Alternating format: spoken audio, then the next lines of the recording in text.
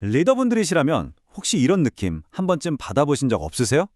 분명 시장은 휙휙 바뀌고 있는데 이상하게 우리 조직은 꼭 한 발짝씩 늦는 것 같은 그런 느낌 말이에요.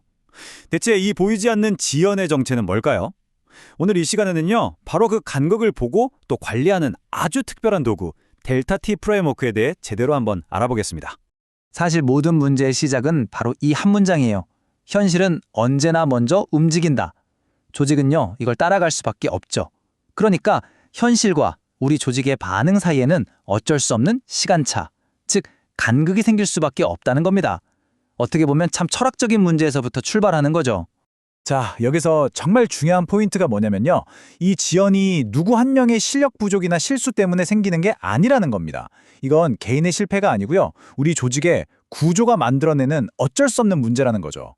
그리고 진짜 위험한 건 우리가 이 간극이 있다는 사실 자체를 아예 보지 못하고 있다는 겁니다. 그래서 저희는 이 보편적인 문제에 델타 T, 즉 구조적 지연이라는 이름을 붙였습니다. 사람이 아니라 조직의 구조 그 자체가 만들어내는 현실과의 보이지 않는 시간차를 뜻하는 거죠. 그렇다면 이 지연, 피할 수 없는 거라면 대체 우리는 뭘 해야 할까요? 이걸 없애려고 애쓰는 대신에 이걸 잘 관리해야 하는 대상으로 봐야 합니다. 자, 그럼 이 눈에 보이지도 않는 간극을 대체 어떻게 볼 수 있을까요? 바로 여기에 그 해답이 있습니다. 델타 T5 게이지 시스템. 이건 말이죠. 눈에 보이지 않는 구조적 지연을 마치 엑스레이처럼 딱 보이게 만들어주는 아주 강력한 진단 도구예요. 현실을 비추는 5개의 서로 다른 렌즈라고 생각하시면 이해가 아주 쉬울 겁니다. 레이턴시, 렌즈, 모멘텀, 드리프트, 그리고 페이즈.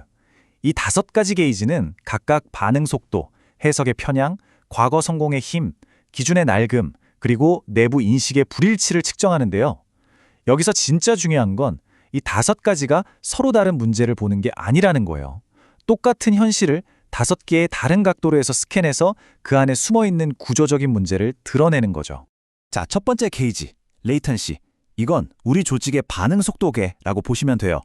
어떤 신호를 보고, 회의하고, 결정해서 행동으로 옮기기까지 시간이 얼마나 걸리냐는 거죠.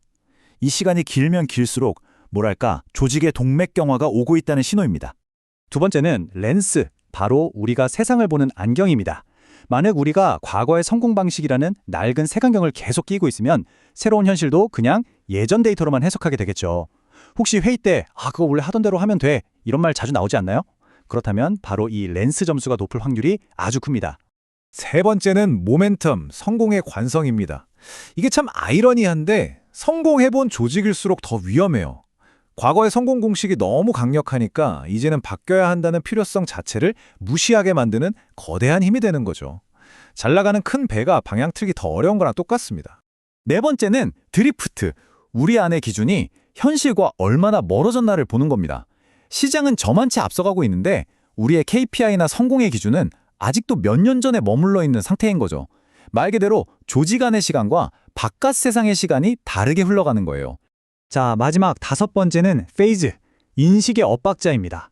예를 들면 이런 거죠. 현장 실무팀은 지분 위기라고 막 소리치는데 경영진은 보고서만 보고 문제 없군 하는 상황. 영업팀이 보는 현실이랑 개발팀이 보는 현실이 전혀 다른 경우도 마찬가지예요. 조직 안에 여러 개의 현실이 존재하면서 서로 다른 방향으로 삽질을 하는 상태인 거죠. 그럼 이 점수가 높고 낮은 건 뭘 의미할까요? 표를 한번 보시죠. 간단해요. 점수가 높으면 경고등, 낮으면 초록불이라고 생각하시면 됩니다. 예를 들어서 레이턴시 점수가 높다. 그럼 우리 조직 반응이 너무 굼뜨다는 경고고요.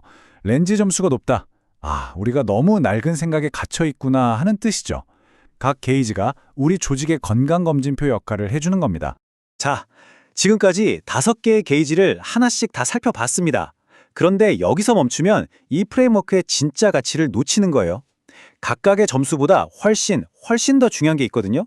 바로 지금부터가 오늘 이야기의 진짜 하이라이트입니다. 네, 바로 이겁니다.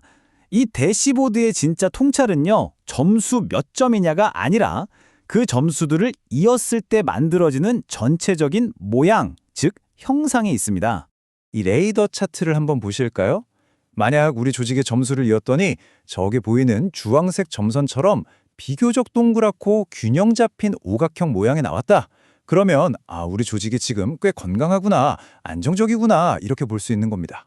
반면에 이 파란색 실선처럼 모양이 막 찌그러져 있다면 어떨까요? 보세요. 레이턴시랑 모멘텀 이 두 축이 유독 뾰족하게 튀어나와 있죠. 이게 뭘 의미하겠어요? 과거 성공 방식에 너무 갇혀 있어서 반응 속도가 치명적으로 느려졌다는 우리 조직의 구조적 스트레스를 한눈에 딱 보여주는 시각적 증거인 셈입니다.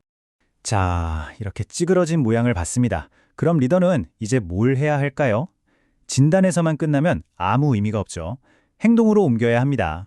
여기서 리더의 목표는 완벽한 정오각형을 그리는 게 아니에요. 사실 그건 불가능하죠. 대신 이 파란 선처럼 찌그러진 현재의 모양을 저 주황색 선처럼 조금이라도 더 균형 잡힌 모습으로 조정해 나가는 것, 바로 이게 리더의 진짜 역할이라는 겁니다. 정말 중요한 건요. 그렇다고 해서 막 회사 전체를 뒤집어 엎는 그런 대수술을 하라는 게 아니라는 겁니다. 오히려 이 모양을 보면서 조직의 가장 아픈 곳을 찾아 작지만 아주 정밀하게 조정하는 것, 그게 핵심이에요. 예를 들어볼까요? 아까 모멘텀이 뾰족하게 튀어나왔죠? 그럼 그걸 좀 낮추기 위해서 의도적으로 새로운 실험 하나를 승인해 보는 거예요. 레이턴시가 너무 길다? 그럼 불필요한 보고 단계를 딱 하나만 없애보는 거죠. 이처럼 모양이 가리키는 문제에 직접 개입하는 작지만 구체적인 조치들이 가능해지는 겁니다.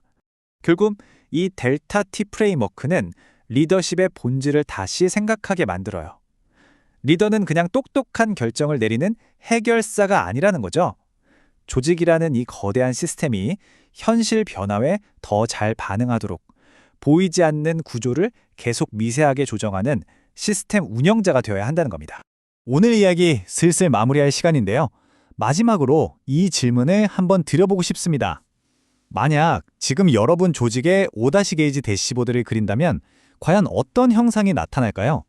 그리고 그 찌그러진 모양은 지금 우리에게 어떤 이야기를 들려주고 있을까요?